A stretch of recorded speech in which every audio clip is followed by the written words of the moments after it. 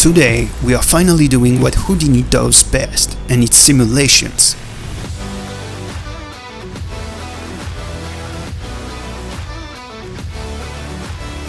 If you haven't seen the first part about mocap, maybe check it out first. It's time to model a cape and run simulations, and we'll move on to the next steps in future videos. Let's dive in.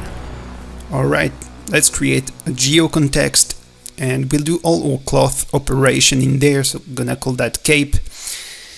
So let's first bring all the different elements that we created. So we got the agent, so dropping the output agent, and we'll also get the collider. So that will be for the collision of the simulation. And yeah, let's name that properly. So we're gonna need to freeze a frame out of this animation first, just to get the posing of the cape. So I'm gonna use a time blend that I'm gonna switch that to by frame, delete this expression, just set the frame to 0 so that we have a nice frozen model in T-pose. Alright, so I'm gonna use a planar patch to model this cape. So it's a very simple plane with a uniform kind of topology. I'm gonna merge that with the rest just to get the posing right. So let's move that and define the size of that plane. So I'm going for something like that. I put it a bit higher so that we can drop the top on the shoulder of the guy.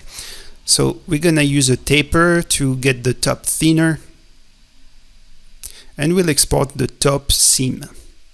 So that will be the name of the node underscore top. Okay. So the advantage of this planar geometry is that we can always adjust very quickly the edge length and get a uniform topology. So I'm gonna duplicate that, and we're gonna create a kind of hole for the neck. So I'm dropping a circle instead of a rectangle, and we're gonna match the position to the top edge. To do so, I'm blasting everything but the top points of this planar patch. And let's use a match size, like so. Yeah, and it's moving the circle at the right place. So from there, we're gonna boolean the planar patch with the planar circle. So we could try set that by surface. So we got a pretty messy stuff going on. So instead, I'm gonna poly extrude the circle to give a bit of volume, and this should help with the boolean. So we shouldn't forget to output having a closed geometry will help with the boolean. Now I'm gonna drop a transform just to make sure that it's properly intersecting with the rest of the cape. And yeah, that should do the trick if we set that to solid. So that's great, we got a procedural cape. One thing we could do is actually copy the parameter of the edge length of this planar patch. Yeah, and pass that as relative reference here. So make sure the amount of polygons is consistent. Actually gonna rename those. Yep. Okay, so of course we need to update this blast because the name changed, and it's working fine. So we could always adjust this circle to get the right shape. So maybe something like that. Alright, from here we're gonna need to define a selection of points that are gonna be attached to the character. The problem is that if we change the edge length, the point number is gonna keep changing. So we need to find a procedural way to select the top corners of this cape that are gonna be attached. Alright, so I'm gonna start with something like that, and we're gonna do some group. So let's drop a group node. Let's move that a little bit, give some room. So after the blast node, I'm using a group by point, and I'm gonna select the point number 0, which corresponds to the one to the left, and gonna call that attach A. So let's make another group, this time group by range, and we're gonna select the latest point. So end to 1 and invert range, and we got the latest point. That would be attach B1. Let's make that consistent and call that attach A1 actually. All right, So from there, I'm going to transfer this group back on the cape. So let's transfer attach A1, attach B1, and set the distance threshold to a very low value. So one thing is that if the value of the distance threshold is too high, that might result in a larger selection than expected. So if I increase that just for sake of demonstration, we got too many polygons. We just need to isolate the single points that we defined earlier. And we're going to do the same with the Boolean. So we have this group AB seams, which correspond to the intersection between the two objects. So let's try to blast the AB seams. So we got some pretty funky geometry here. Could still try to work with that, but I'll show you in a sec a better way. So we're gonna need to use a sort node just to define a proper vertex order. Here we go. Actually, let's make that after the blast, but it still doesn't help. So instead, we should use a dissolve because AB seams is an edge group. And edges needs to be dissolved. So let's just create curves. And here we go. We got a proper curve now out of this Boolean. And actually plugging the sort node just after. And thanks to the vertex order, we can reuse this little setup that we did with the group by range and the group. So let's copy paste and gonna move that a little higher. And same deal, we're gonna group transfer those points to the original cape. So let's call that A2 and that would be B2. So that would be for the inner points actually. So that's not a super description, but as you can see, we got these inner points, B2, and let's say B1 is more like the points at the outside. Okay. So from there, we can start working with the cloth. We're gonna configure this cloth. For now, I'm just connecting the cape and the character as a collision layer. And actually, we're gonna first set up the constraint with the group we created. So I'm creating a Vellum attach. And as you can see, if we try to visualize that, it's by default trying to pick every point and connect that to the collision layer. Of course, we can just reuse the point that we defined with attach A1 and B1, but it's trying to connect that to the closest point of the geometry. So we can actually define some groups on the character as well, and we will pin those points together during the simulation. So I'm gonna drop a point node and manually enter the point number that I'm interested in. So that would be, in that case, 199246. And I'm gonna call this group agent A1. That will be pinned with the group of the cape called attach A1. So same deal, that one would be A2, that's gonna be 9244 in that case. And we're gonna do the same for the other side and create some more groups, B2, and we'll also define B1 for the outside point. Okay. So we're gonna attach those. Back in Vellum attach, we're gonna head to the target geometry, set that to point, and we're gonna pin that to agent A1. So we need to disable this use closest location, and now we are making sure it's actually using the point group position. So same deal, we're gonna duplicate this constraint and call the other group we've been creating. So B1, and we're just gonna try with that, I think, for now. So let's try create a Vellum solver. Gonna leave everything default and press sim. Well, press play. So it's gonna be pretty interesting. So all we got is this cloth dropping, and the point that we defined actually seem to be attracted, but still falling. So actually by default, we would need to make sure that the rest length scale of this constraint is set to a lower value. And this will force the points to be attracted. like so. Otherwise it's gonna try to preserve the distance and stuff, so it's not good. Actually I'm gonna try and even decrease even more, so 0.01, 0.01. Let's hit play. So it's a bit better. Now we see that it's still kind of melting, and the reason is we need to increase the substep. So as you can see, it already helped having a better look. So everything is pretty stiff though. Looks like some kind of paper trying to get attached. So we'll need to do some changes. But first, I gonna do some quick change. So let's reduce the size, maybe the taper, we could improve that. So we could also copy this parameter and pass that as relative reference in size X. And let's give a padding, so minus 0.1, let's say, or 1.5. Okay. So making some adjustment on this model first. From there, we also need to create a constraint for the inner points.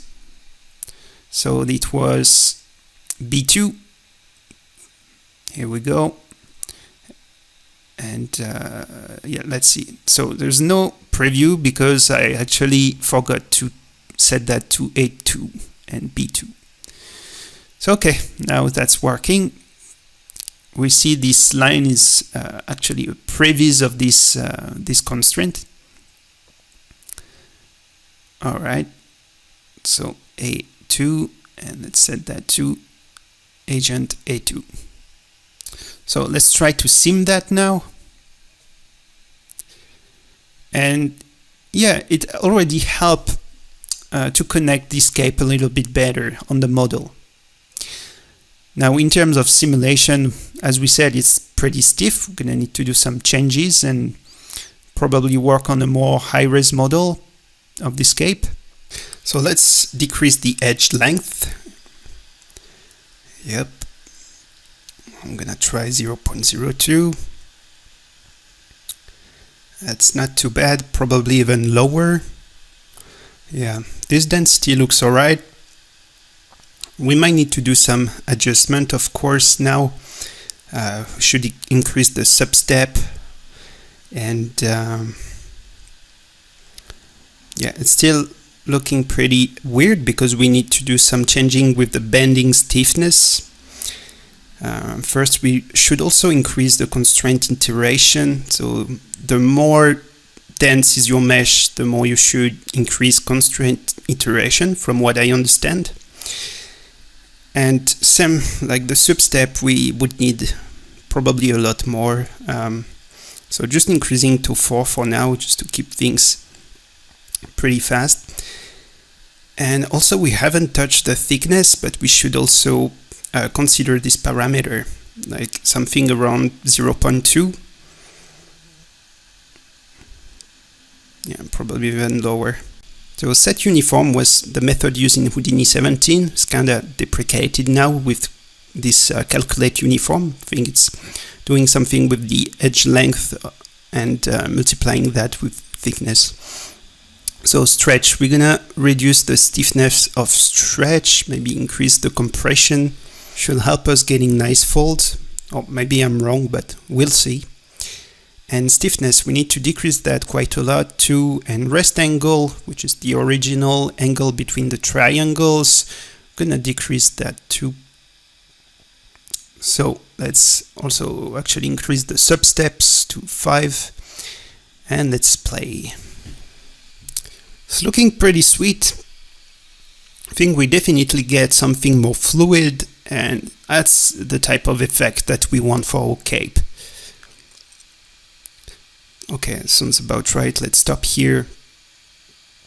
And I'm gonna merge that with the rest of the character just to see what it's looking. All right, let's move that. Gonna use some normal. Yep. And we could also use a color for this cape, maybe something red like the character. It's up to you. or like Superman. Pooh. All right, looking badass. And yeah, from there we can export a geometry of this thing. Okay, one detail though, we got some pretty messed up thing going on here, and I think it's the boolean that's creating this kind of artifact on the geometry. So we're gonna fix that first. Let's go back here. I'm thinking let's just remesh everything after the boolean. So of course we're gonna probably lose some of our groups. So I'm gonna set that to 0.01. We'll get some extra resolution, I guess. And I think the problem is some points are not fused properly, or there might be some weird things going on. So we're gonna use a fuse right before the remesh. So let's see. Actually, let's group transfer after the remesh. Yep, I should preserve the groups. And let's fuse. So let's try to find, okay, well, it's not what I expected. Something lower. Yeah, sounds about right. Now we got the remesh, and I think this should help. All right, from here we can start playing the simulation again.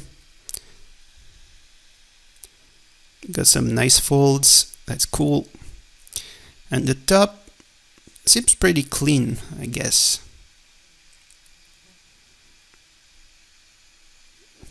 Noise. Yeah, it's definitely looking better, I think. Moving on, I'm pretty happy with this sim and decided to export this frame. So let's add a file cache, save current frame, and we'll call this geo cape.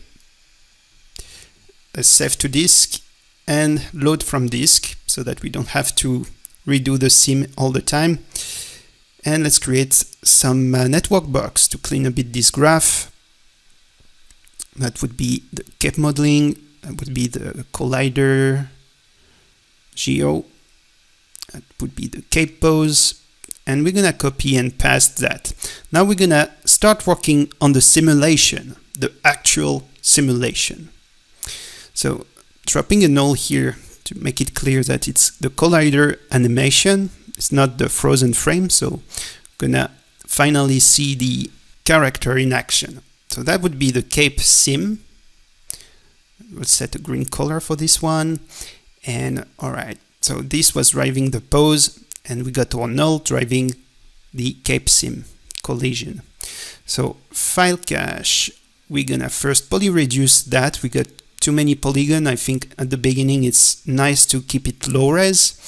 So as you can see, poly reduce is trying to get rid of a lot of polygons. So we want something more uniform. So let's tweak the equalize length to try to get something more uniform.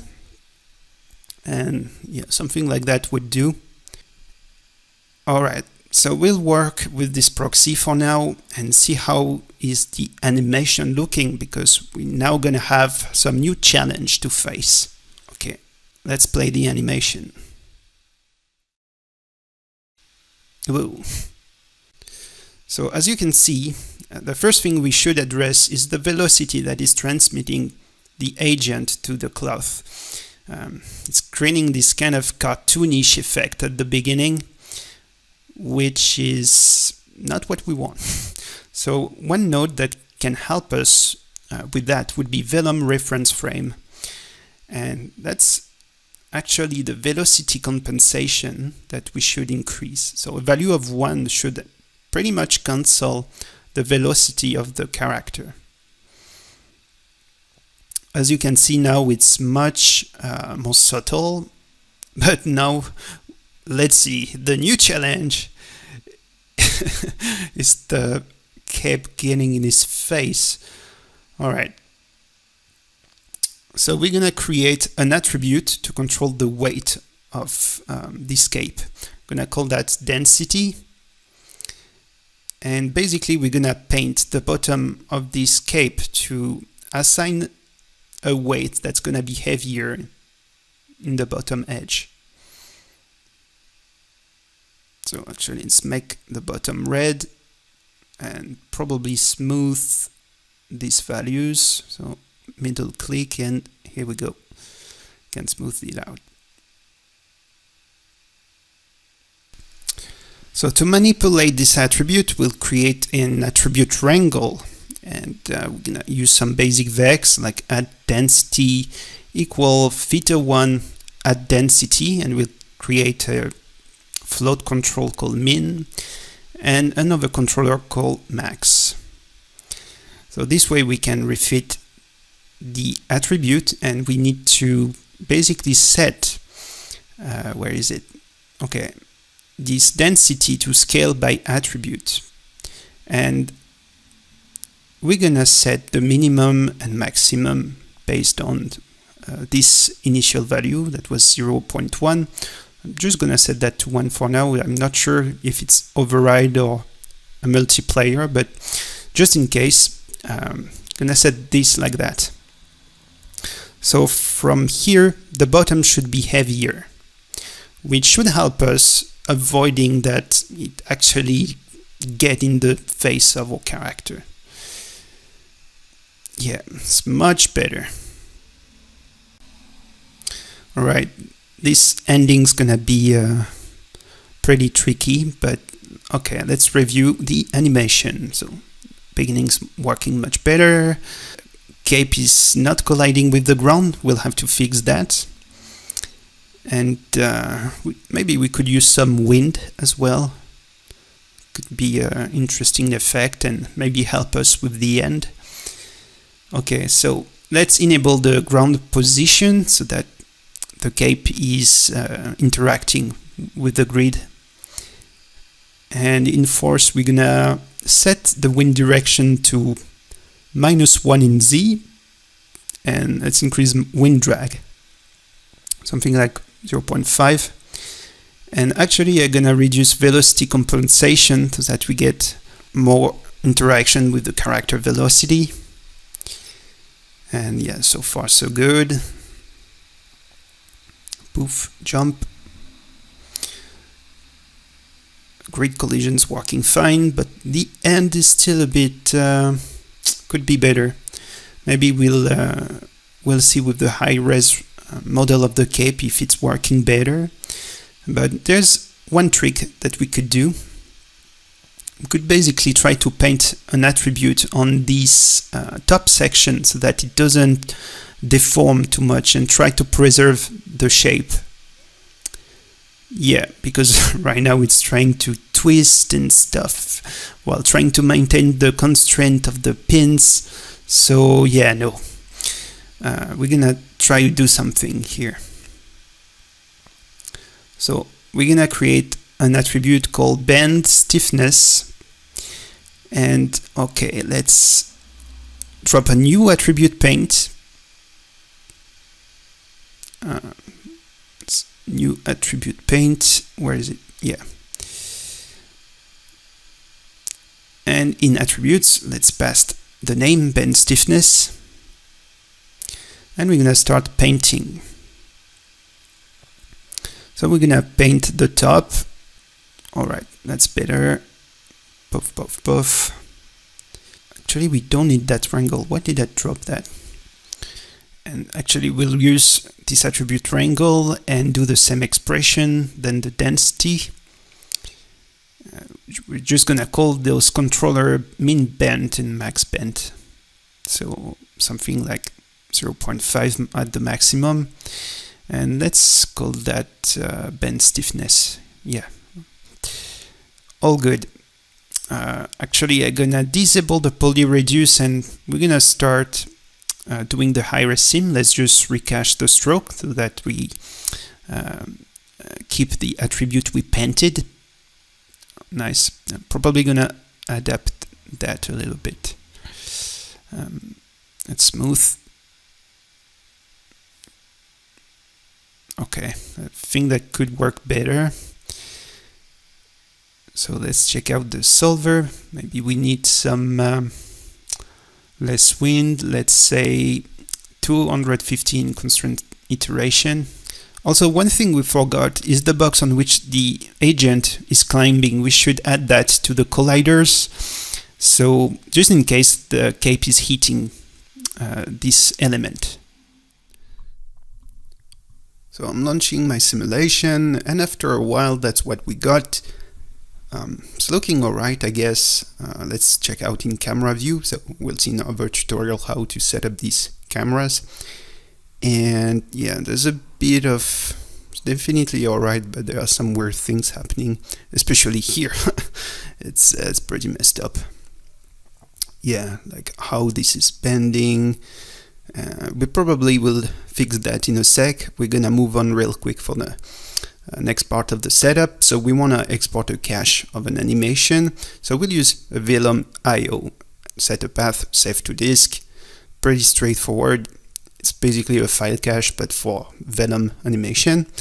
So let's load this animation, and from there we can post-process or cloth. So this node is actually pretty useful to kind of blur the simulation, because if we look at some frames, we got something a bit too sharp. So we could use some subdivision. It's already helping, making this cloth looks much more high res. And let's use some spatial blur.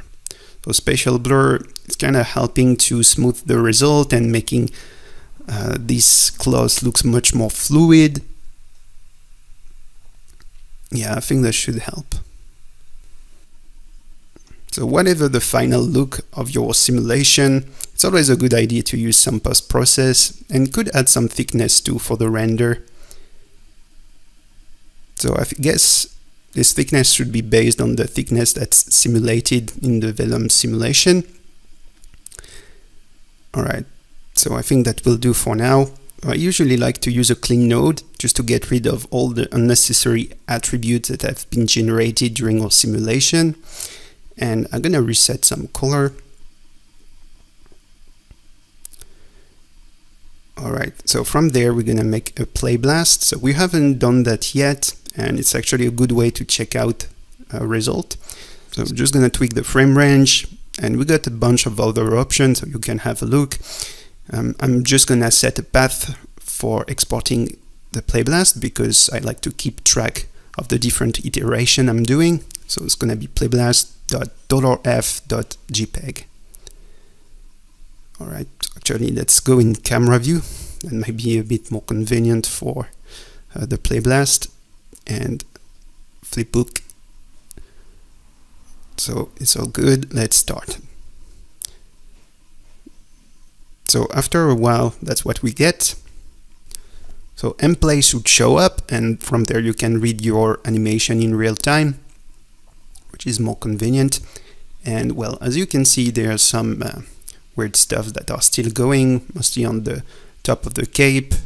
Also, some animation at the end is not super fluid. We will probably change that. But right now, what we could do is subdivide a bit more our character, because it's feeling very low res, and I think they might be messing with the interaction. So just subdividing my model and retransferring the group that we had. So actually I'm gonna try a different method for the constraint. So I'm gonna disable those, and instead I'm gonna create a new point group. And this point group is gonna be based on this bend stiffness that we painted on the top of this cape. So let's drop a group expression, and we're gonna say at bend stiffness greater than 0.5, set that to point, and it's selecting all the points that have this bend stiffness attribute greater than 0.8, let's say. So instead of using our first method with all this constraint, we will just use one constraint that uses this group that we just created and attach those points to our geometry. Alright, let's try that. So all those points should be constrained to stick on the character. Could even set the rest length scale to 0.5. So that would force the constraint to get closer to the surface of the guy. And yeah, I think that should help get some more interesting result. So we're gonna run a new simulation, and I'll see you in a bit. So that's what I get. And as you can see, well, it actually helped quite a lot. It's looking much more fluid already. We don't have some crazy intersection going. Just from now, we're gonna clean some stuff. We need actually some UVs on that guy for the material that was here available, but since we clean the attributes, we also get rid of those UVs. So let's just add this expression. So it basically say delete every attribute except attribute that start with material. And as you can see, if we go back here, we have this material UV attribute that was here, and well, we're gonna need to preserve this guy. If we want to apply some texture later on and stuff, we will definitely need it. So actually I'm gonna plug the normal here. This merge was just for like visualization sake. So we're gonna need first to rename this attribute because, well, who really use material UV as a name for UV, right? So just renaming that UV, and we're gonna promote that on the vertex, because usually UV attributes is based on the vertex and not on the points. That would still work with points, I guess, but let's make everything consistent. And we'll drop a null here. We're gonna call that render cape. All right, so that should be our context with our final geometry of the cape. And in here we have the agent, and actually I'm gonna subdivide it. So we don't want to touch to the null output agent because it's what's been feeding to the simulation. I'd rather use another null that we're gonna call render agent, and we'll need to keep this null enabled for render, of course, so that we know it's the high-res character. Okay, so we got a geocontext for the character, one for the cape. Awesome. Actually, let's move that here with the rest of geometry. And yeah, that's pretty much it for today. Thank you for watching. I hope it was useful. The next part will be about layout. We'll set up some camera animation and assemble a quick set with some pre-made models. Once again, thank you to my patrons. Definitely check out my page if you are interested in an early access, CG tutorials and some more perks. Otherwise, next video will be released here in 2 weeks, so stay tuned and I'll see you guys next time.